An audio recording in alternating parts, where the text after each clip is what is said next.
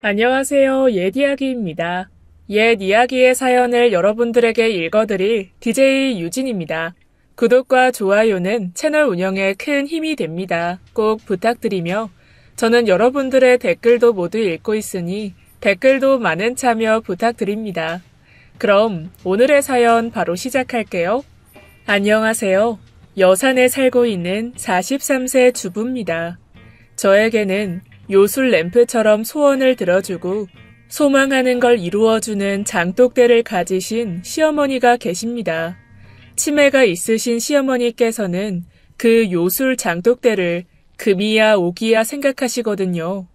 집에 있는 그 어떤 폐물들보다 더 귀하게 생각하실 거예요. 그 장독대와 시어머니에 관한 이야기를 들려드리고자 합니다. 처음 남편과 인연이 깊어질 즈음 남편은 점점 저와의 거리를 두기 시작했어요. 요즘처럼 이런 시국도 아니었는데 말이에요. 제가 조금 더 다가갈라 하면 자꾸만 선을 긋고 쳐내는 느낌이었죠. 연애만 하고 결혼은 싫은 사람처럼 말입니다. 그러다 어느 날은 저에게 솔직하게 이야기를 해주더군요. 아픈 어머니가 계시다고 말이에요. 남편이 사회생활을 시작하고 일이 잘 풀릴 즈음 시어머니께서 정신을 놓으셨다면서 말입니다. 그래서 결혼을 어느 정도 포기한 상태라고 일러주었어요. 한마디로 저에게 선택권을 준 거죠. 난 치매 엄마가 있으니 감수하려면 결혼까지 생각하고 아니면 이쯤 맘 접고 정리하자. 뭐 그런 겁니다. 그래서 사실 깊은 고민이 되었죠. 생각할 시간을 달라고 하고는 제가 3개월간 연락하지 않았습니다. 그때 남편은 제가 이미 마음이 떠났다고 생각했다고 했어요. 치매라는 걸 겪어본 적도 없지만 주변에서 들려오는 것만으로도 어려운 병이었으니까요. 게다가 저같이 배포가 작은 사람은 당연히 감당할 수 없을 거다 생각했습니다. 하지만 남편에 대한 마음이 이미 너무 깊어져 있었기 때문에 한번 뵙기라도 해보자 라는 생각이 들었죠. 그래서 용기를 내어 남편의 집에 찾아갔어요. 남편 집은 대문부터 특이한 인상을 느꼈습니다. 꼭 이 집으로 들어오소 라고 말하는 듯이 샛노란 페인트로 대문이 칠해져 있었고 주택들 사이에서도 유난히 눈에 띄었거든요. 멀리서도 보이도록 깃발들도 꽂혀있고 말이에요. 시어머니께서 치매가 있으시다고 하니 그래서 저렇게까지 해두었나 보다 했습니다. 찾아오기 쉽도록 말이에요. 대문을 밀고 들어서니 꽃에 물을 주고 계신 시어머니가 계셨습니다. 들어오는 절 보시더니 꼭 알고 있었다는 듯이 너무 반갑게 맞아주셨어요. 꽃에 물을 주니 나비 같은 분이 오셨네요. 여기에 예쁜 꽃이 더 많아요. 이리 와요. 저를 이끄시더니 마당의 꽃들 속으로 초대하셨어요. 그리고는 일일이 꽃들 하나하나에 대해서 설명을 해주셨습니다. 전혀 치매라고는 느낄 수 없게 박학다식하시고 또렷하게 말씀하셨죠. 저에 대해서는 전혀 묻지 않으셨지만요. 기다렸던 손님인 양 저를 대하시다가 갑자기 밥상도 차려주셨어요. 예정에 없던 식사까지 하면서 시어머니와 그렇게 밥을 먹고 대화를 더 나누고 시간을 보내게 되었습니다. 시어머님의 말씀이 얼마나 재미있던지 시간 가는 줄 몰랐어요. 그때 당시 제 나이가 23, 꽤 어렸는데 전혀 고리타분하지 않고 흥미로우면서도 계속 묻게 되는 이야기들이었죠. 그렇게 한참을 대화하고 있는데 남편이 집으로 들어왔어요. 그저 이별인 줄 알았던 절 보고는 반가운 듯 하면서도 조심스러운 모습이었습니다. 남편이 들어오자 시어머니께서는 바로 절 가리키며 여기 너의 나비가 왔다 라고 하셨어요. 그리고는 남편을 가리키며 저에게 제가 여기 꽃들처럼 키우는 제 아들이에요. 라며 제가 누군지 알고 계신 눈치였습니다. 그때는 남편과의 관계 정리 때문에 시어머니의 그 말을 이해 못했었는데 아마도 어미인 시어머니께서는 몇 달간 힘들어하는 아들의 모습이 보이셨겠죠. 눈치를 채신 듯 했어요. 남편은 저를 데리고 나와서는 그 노란 대문 앞에서 이야기를 했어요. 확인사살 하러 온 거냐면서요. 자기는 무조건 홀어머니, 게다가 치매가 있으신 어머니와 살아야 하는데 그걸 받아들일 수 있는 여자와 결혼할 수 있다고 다시 한번 못을 박더라고요. 그래서 전 바로 알겠다고 했어요. 잘 몰라서 그랬지만 그때 제가 잠깐 뵌 시어머니의 치매는 제가 받아들일 수 있는 수준이라고 생각했거든요. 제가 바로 수긍하자 남편은 놀란 듯 아무 말이 없었습니다. 그러다 제 손을 잡아주었어요. 사실 선택권을 주기는 했지만 몇 날 며칠을 울었다고 고백했습니다. 당장 달려가서 어머니고 뭐고 다 버릴 테니 헤어지지 말자고 하려고 했다고 말입니다. 그 정도로 많이 고민했다니 한편으론 고맙고 한편으로는 제가 앞으로 헤쳐갈 것에 대한 긴장감도 생기더군요.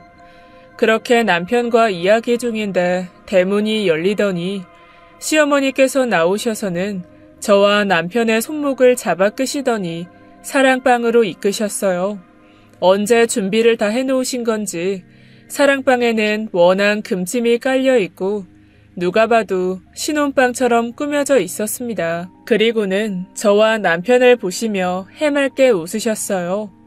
방금 전까지 울먹울먹 하던 남편은 아예 펑펑 울더라고요.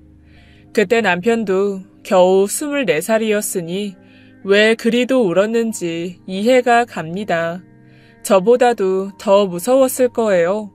앞으로 혼자서만 가야 할 길이라고 생각했을 테니까요. 그렇게 저희는 시어머니가 만들어주신 보금자리에서 신혼생활을 시작하였습니다. 남편은 형제도 없고 시어머니 한 분뿐이셔서 크게 어렵거나 불편할 것도 없었어요. 게다가 결혼하고 한 번도 시어머니께서 치매라서 힘들다, 괴롭다 느껴본 적도 없고요. 그 정도로 시어머니께서는 귀여운 치매셨습니다. 그러던 어느 날 집안에서 자꾸만 소모품들이 사라졌어요. 별것 아닌 손톱깎이부터 작은 휴지통, 조금 낡았지만 자주 신는 슬리퍼 등등이요. 누가 줘도 안 가질 만한 필요 없을 물건들 말입니다. 그렇다고 버릴 정도는 아니고 자주 사용하고 집에서는 필요한 것들이었어요. 의문만 갖다가 시어머니께서 자꾸 어디로 가시는 걸 발견했어요. 그래서 쫓아가 보니 남편의 구두 주걱을 큰 장독대 안에 넣으시는 겁니다. 저도 모르게 어머니, 그거 뭐 하시는 거예요? 그걸 왜 거기 넣어요?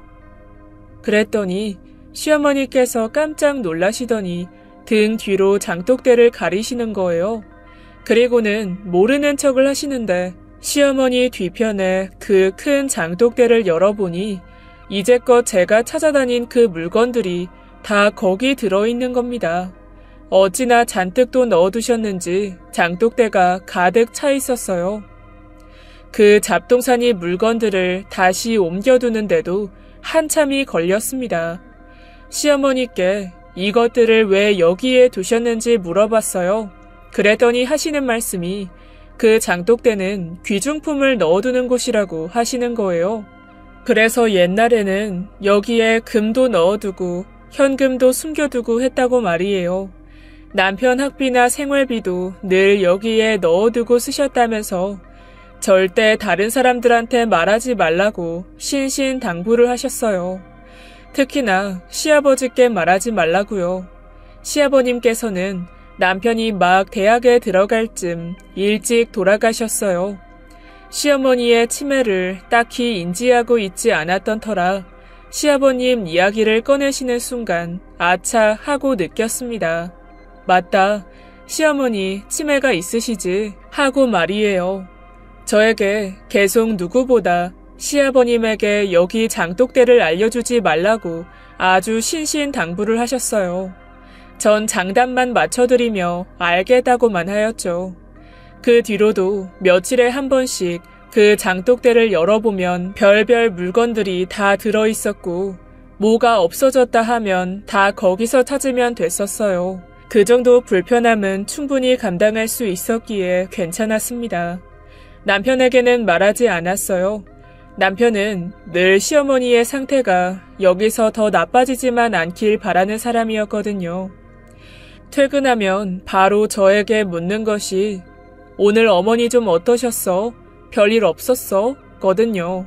그렇게 늘 남편의 일상에는 시어머니에 대한 염려와 걱정뿐이라 거기에 더 보태고 싶지는 않았습니다. 전 시어머니의 치매가 딱 제가 감당할 수 있을 정도라 자부하고는 그 장독대 일은 그냥 넘기게 되었어요. 그러다 남편의 쉬는 날 오랜만에 시어머니, 저, 남편 이렇게 온 가족이 식사를 하고 앉아 있었어요. 그런데 골목에서 차가 빵빵하고는 끼익 하는 소리가 들렸어요. 저와 남편은 그저 지나가는 찻소리니 그런가 보다 하고 이어서 밥을 먹고 있는데 갑자기 시어머니께서 밥을 드시다가 맨발로 장독대로 막 뛰어가시는 거예요. 그리고는 장독대 뚜껑을 몇 번씩 열었다 닫았다 반복하시다가 계속 없어졌다 라는 말을 반복하시더니 막 경기를 일으키셨어요. 거의 장독대 안에 들어가다시피 몸을 숙여 한참을 뒤지시다가 남편을 붙잡고는 막 우시면서 내가 넣어둔 걸 너희 아버지가 그새 가져가셨다. 어떻게 하면 좋으냐 하시면서 정말 큰일이 터진 것 마냥 발을 동동 구르셨죠.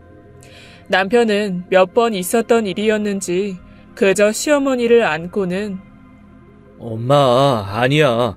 나 지금 대학도 졸업했고 그 돈보다 돈 많아. 걱정 안 해도 되고 여기에 돈 안 넣어둔 지 꽤 됐잖아. 돈 없었어.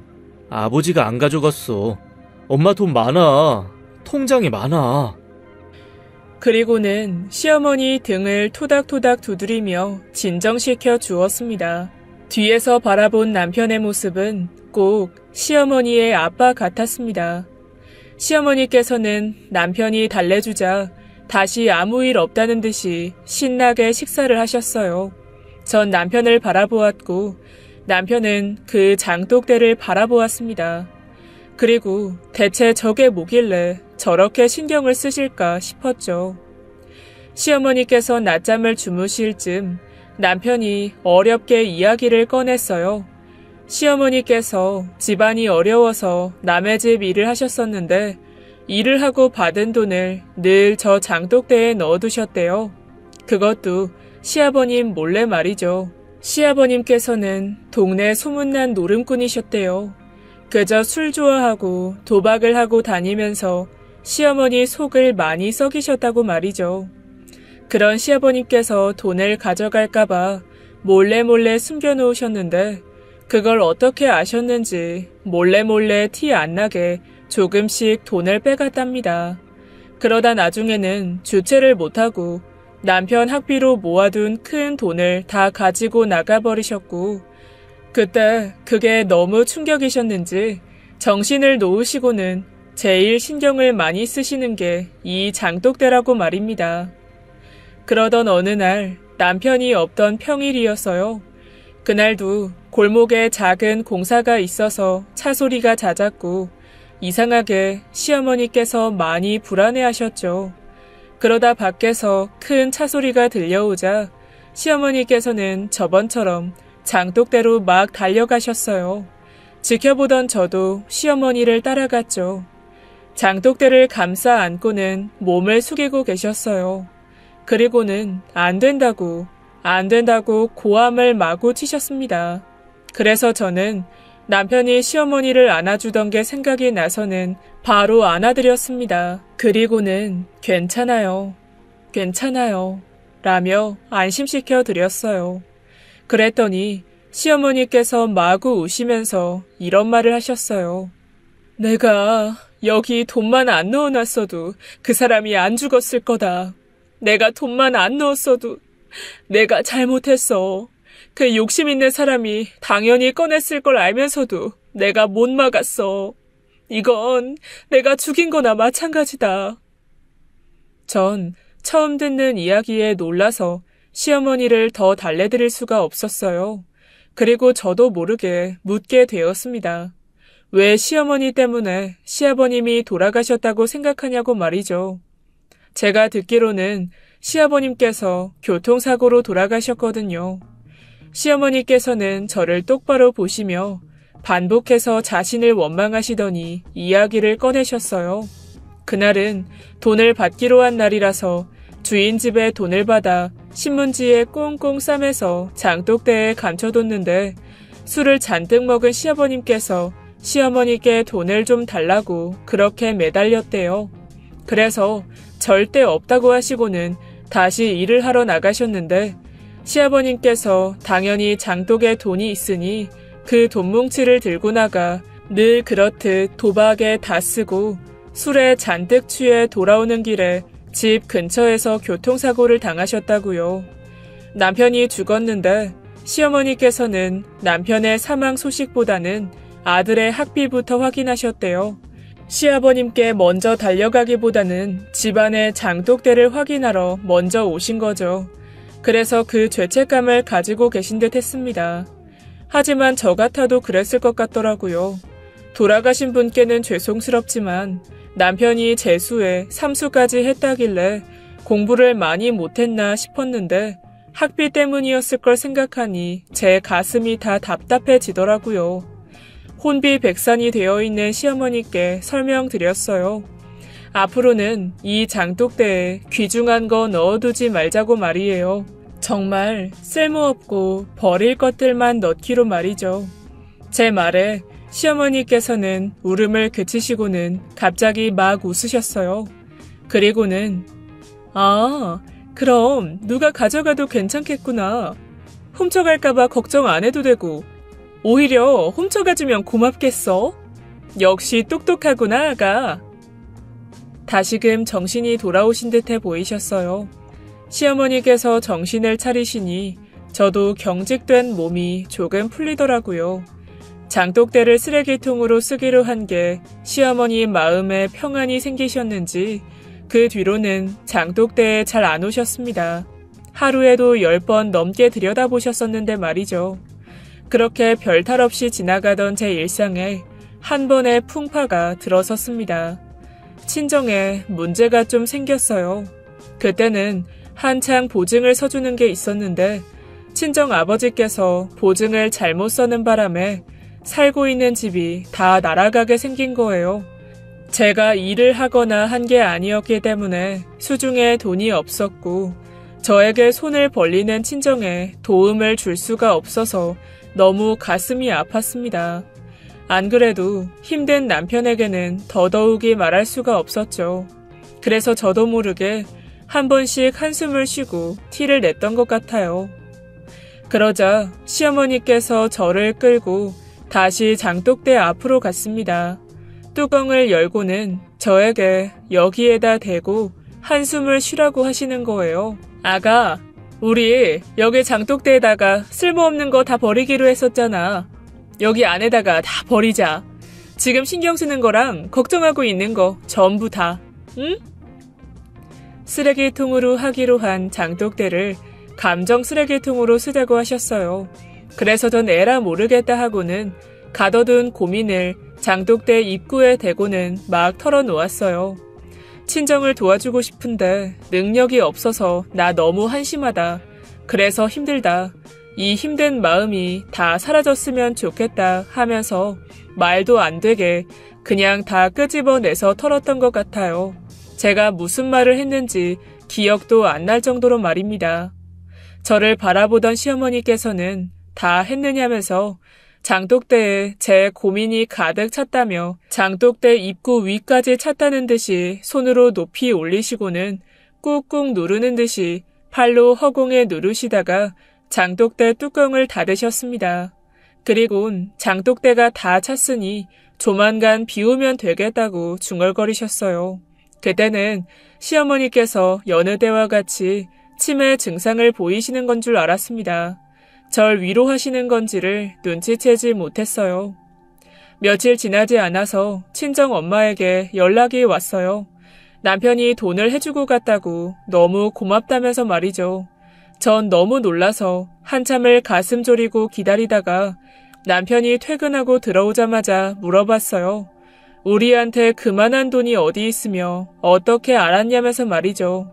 그랬더니 남편이 하는 말이 간밤에 시어머니께서 장독대가 많이 차서 보여줄 게 있다고 남편을 불렀다고 했어요. 장독대 뚜껑을 열고 안에 있는 걸 꺼내는 흉내를 내시길래 그저 지켜보고 있었는데 그게 다 며느리의 고민과 걱정이라면서 하나씩 꺼내면서 제가 생각 없이 떠들어대던 말을 늘어놓으셨다고 말이죠. 이건 며느리가 친정에 도움을 못 줘서 흘린 눈물이고 또 이건 나를 돌봐주느라 일도 못하고 돈을 못 버니 돈을 못 보태준 아쉬움이고 또 이건 자기보다 더 힘들 것 같아서 우리 아들에게 말도 못 꺼내는 답답함이지. 시어머님이 그 말을 끝내시면서 남편에게 통장 하나를 쥐어주셨답니다. 남편 보고 저의 고민을 다 비우자면서 말이죠. 그 말에 전 너무 감사하고 죄송해서 한참을 울었어요. 시어머니의 돈은 그저 돈이 아니라 어떻게 모으셨는지 제가 다 알기 때문에 그 돈은 피눈물이자 한이에요. 그렇게 받을 수가 없는 돈이거든요. 어쩔 줄 몰라 하고 있는 저에게 시어머니께서 다가오시더니 장독대를 보여주시며 꽉 차 있던 쓰레기들이 다 없어지지 않았냐면서 저에게 안심하라는 듯이 웃어 보이셨습니다. 전 그 모습에 아예 주저앉아서 아이처럼 울었어요. 이번에는 반대로 시어머니께서 저를 안아주시고는 토닥토닥 해주셨어요. 꼭 저에 대해서 다 알고 계시다는 듯이 말입니다. 안 그러는 척하면서 착한 효부 흉내는 다 내더니 결국 저도 시어머니를 그저 치매 환자로 여태껏 치부했던 거죠. 그래서 너무 죄송해서 더 울었던 것 같아요. 그렇게 저를 시어머님과 남편이 지켜주겠다는 듯이 감싸 안아 주었습니다. 그 어떤 때보다 든든했어요.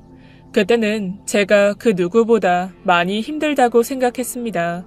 하지만 저보다 더 힘들고 아픈 과거를 가진 남편과 시어머니께서 저를 안아주신 걸 너무 늦게 알았습니다. 남편이 어렵게 승진을 하게 되어서 축하 자리에 같이 참석하게 된 날이었어요. 서울의 본사로 가게 되었는데 63빌딩이었습니다. 그때는 그렇게 높은 건물에 처음 가보는 거였어요. 저와 남편이 머무는 여산에는 끼케야 낮은 아파트와 빌라, 저희 집처럼 주택들이 대부분이었거든요. 어디나 엘리베이터가 높이도 올라가는지 중간 정도 올라갔을 때 머리가 아플 지경이더라고요. 그런데 올라가던 중에 갑자기 남편이 숨을 가쁘게 쉬기 시작했어요. 가슴이 답답하다면서 말이에요. 그러더니 기침을 막 하다가 엘리베이터 안에서 쓰러졌습니다. 그때만 생각하면 아직도 아찔하네요. 남편은 구급차에 실려갔고 병원에서 하는 말은 고소공포증, 폐쇄공포증이라고 했어요. 지금 생각해보면 공황장애가 아니었을까 싶습니다. 전 그래서 촌사람이라서 그런가 보다 했어요. 그런데 침대 커튼 뒤 가려져 들리던 의사와 남편의 대화를 듣게 되었습니다. 의사분께서 증상에는 예전 기억이 원인이라고 하시면서 남편에게 몇 가지를 물으셨는데 남편에게서 뜻밖의 대답이 들렸습니다. 어릴 때 집에 빚쟁이가 자주 왔습니다. 아버지 때문이었죠. 그때마다 물건을 부수고 깽판을 자꾸 치니까 어렸던 제가 많이 울었어요. 문소리만 나도 놀래고 울었던 것 같아요. 그래서 어느 날은 어머니께서 빚쟁이 소리가 들리니 저를 장독대 안에 숨기셨어요. 절 생각해서 그러신 거겠죠. 그렇지만 깜깜하고 바깥으로는 깨부수는 소리가 들리고 어머니 울음소리가 들렸어요. 더 지옥이고 악몽이었습니다. 그 당시 뭔가 귀중하고 지키고 싶은 건 다 장독대에 넣어두던 시어머님의 사랑이 남편에게는 두려움과 괴로움이었던 겁니다. 남편도 시어머니의 마음을 잘 알고 있기에 내색을 안 했겠죠. 남편과 시어머니께서는 서로가 서로를 지키기 위해서 조금씩 상처가 났던 것 같았습니다. 남편은 약을 처방받았고 그 약은 몇십 년이 지난 지금도 높은 곳을 가거나 할 때 먹어요. 그렇다고 시어머니의 행동이 잘못됐다고 생각하지는 않습니다. 남편 말로는 그렇게까지 하지 않았으면 남편 자신이 그 빚쟁이들의 폭력적인 모습을 다 봐서 나쁘게 변질됐을 수도 있었겠다고 말하고는 했어요. 충분히 머리로는 이해하지만 가슴이 떨리는 건 막을 수 없는 것뿐이죠. 그리고 시간이 제법 흘러 제가 30 중반이 걸쳐질 때쯤 그저 감당이 가능했던 시어머니의 치매는 점점 강도가 높아졌습니다. 그래도 그렇게 많이 힘들게는 하지 않으셨어요. 이전보다 정신이 온전한 시간이 짧아졌을 뿐이었거든요. 한 번씩 저에게 시어머니 본인 이름을 부르시면서 자기 자신한테 말하듯 이야기하셨습니다. 영신아, 오늘은 날이 너무 좋으니 바깥에라도 돌아다녀라. 난 걱정하지 말고.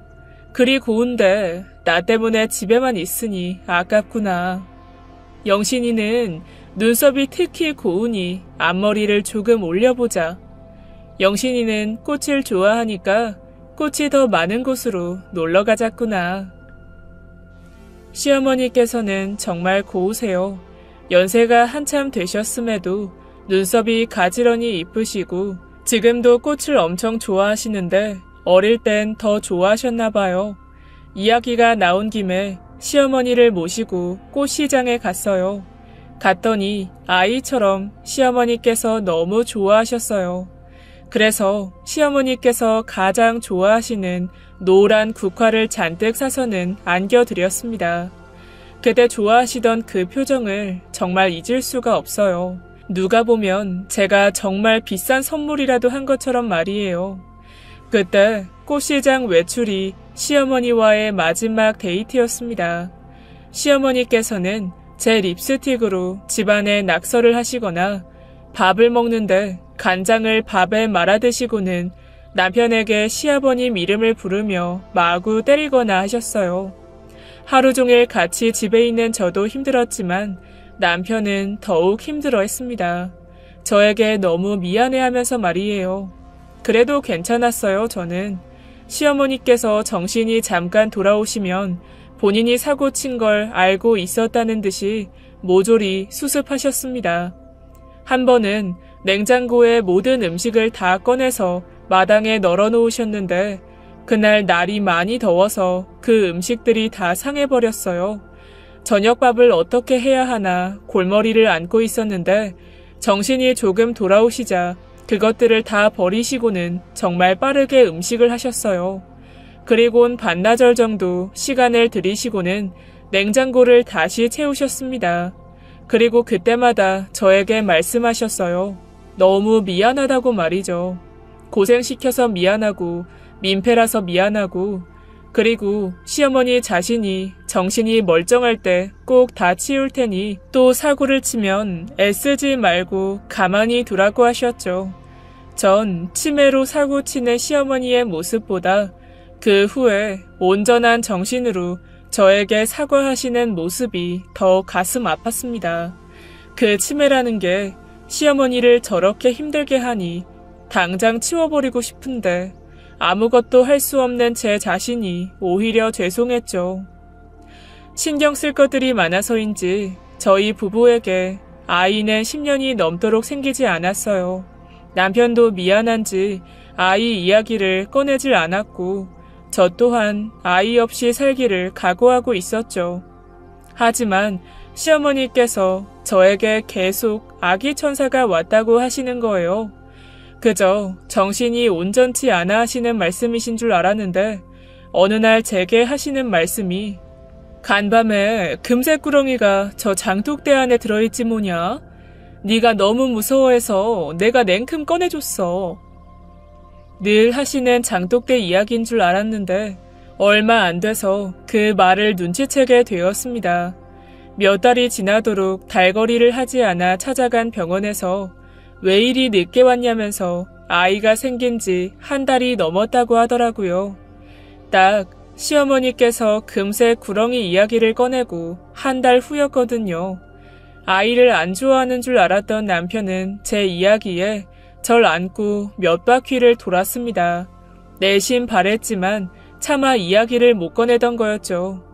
그리고 그 후로 제 몸을 신경 써주느라 난리였습니다. 시어머니께도 기쁜 소식을 알려드렸어요. 꽃을 볼 때처럼 기뻐하셨습니다. 정신이 돌아오실 때면 제가 좋아하는 음식들을 잔뜩 해놓으셨어요. 얼마 안 지나서 다시 다 엎어버리긴 하셨지만 말이죠. 그래도 그 정신에 엄청나게 노력하시는 게 엿보였어요. 이전보다는 많이 잠잠해지신 느낌이 분명히 들었거든요. 그 덕에 제가 그렇게 힘들게 몸을 쓰고 그럴 일들이 딱히 없었습니다. 그러다 어느 날 남편과 시어머니와 함께 셋이서 식사를 하고 있는데 제가 입덧을 하느라 헛구역질을 하니 그게 걱정이 되셨던 건지 나름 신경 써주신다고 식초를 제 밥그릇에 부으셨어요. 정신이 온전치 않으시니 그 상태에서도 절 신경 써주신 거겠죠. 그런데 그 모습에 남편이 화를 냈어요. 저한테 안 좋을까봐 말이죠.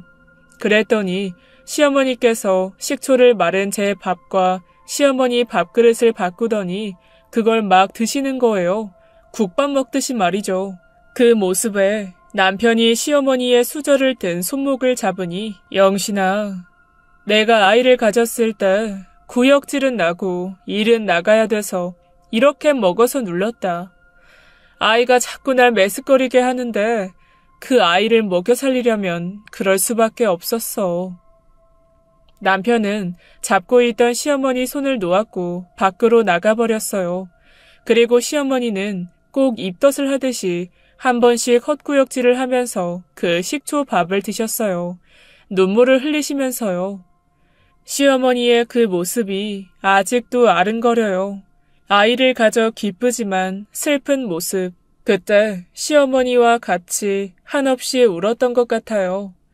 전 시어머니의 슬픈 과거 때문에 울었고 시어머니는 다시 반복되지 않길 바라는 본인의 박복함 때문에 울었고 말이죠. 그 후로 시어머니께서는 또 한동안 잠잠하셨어요. 건강해지기로 다짐하신 건지 마룻바닥에서 열심히 뜀박질을 하셨어요. 왔다 갔다 뜀박질 놀이를 하시듯이 말이에요. 신나 보이셔서 저도 따라하기도 하고 다시 웃음바다가 되었죠. 그런데 언젠가부터 너무 무리하시다시피 마룻바닥을 뛰시는데 계속 보다 보니까 그냥 뛰시는 게 아니고 가운데에 긴 장대라도 있는 듯이 넘듯이 뛰시는 거예요. 그래서 같이 따라하다가 시어머니께 물어봤어요. 어머니, 이거 외줄타기 같은 거예요?